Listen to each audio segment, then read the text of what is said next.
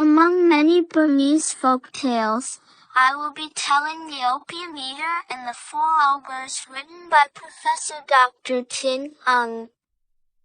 Once 4 ogres came to a rest house in a village and ate up all the travelers who were sleeping there. Since that time, no one was ever bold enough to enter the rest house, and it remained empty for a long time. There was an opium-eater in the village, and he was so lazy that he had no regular work. He moved softly, spoke softly, and was considered to be timid and cowardly. And he was always half asleep. One evening he ran out of opium, and had no money even to buy a few grains. So he went round the village, boasting that he was the bravest man in it. Until the young bloods of the village became annoyed and challenged him to spend the night at the rest house. "Gladly will I do that," replied the opium-eater, "provided that you fill up my opium pipe, and also give me my dinner." His pipe was duly filled, and he was given a bundle containing 1 fried lobster, 1 boiled egg, a bamboo tube cake, and a pancake. He was then escorted to the rest house by the young men, and left there. The 4 ogres came into the rest house at midnight, and they were surprised to find a human being in it. They came in with noisy footsteps, but the opium-eater was so engrossed in his pipe that he did not hear anything.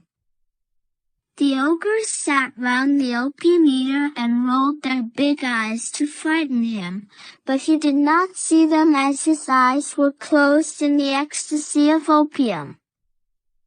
The ogres became a little nervous of this human being who took no notice of their presence.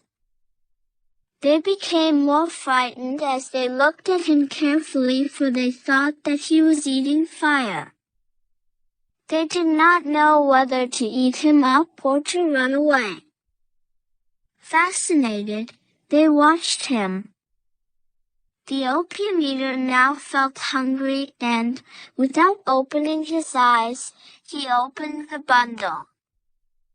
"What have we got here?" he asked himself, feeling the food with his hands. First of all he felt the lobster. Master Whiskers, I am glad to have you here," he addressed the lobster. But the first ogre's name happened to be Master Whiskers, for his chin was covered with hair, and he was sore afraid. Then the opium-eater felt the egg and said, Master Bald, I am glad to have you here." The second ogre's name happened to be Master Bald, for he had no hair on his head or chin, and he was sore afraid. Then the opium-eater felt the bamboo tube cake, and said, Master Lanky, I am glad to have you here." The third ogre's name happened to be Master Lanky, for his body was thin and long, and he was sore afraid.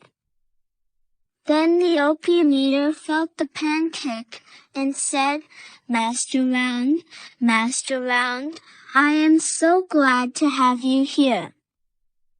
The fourth ogre's name happened to be Master Round, for he was short and fat and round, and he was sore afraid. Then the opium-eater said to himself, "First, I will eat the Whiskers. Then I will eat the Bald. Then I will eat the Lanky. And I will finish off with the Round." At this the 4 ogres knelt down before the opium-eater and begged for their lives. The opium-eater now opened his eyes and saw them, but he thought that they were asking for the cakes. So he said, "No, no, I must eat, for I am hungry." "My lord," pleaded the ogres, "please let us go, and we will give you the 7 pots of gold which are buried underneath the rest house stairs." The opium-eater now realized that they were pleading for their lives and said, "All right, bring the gold pots here." The 4 ogres dug up the pots and gave them to the opium-eater, who told them that they were free to go.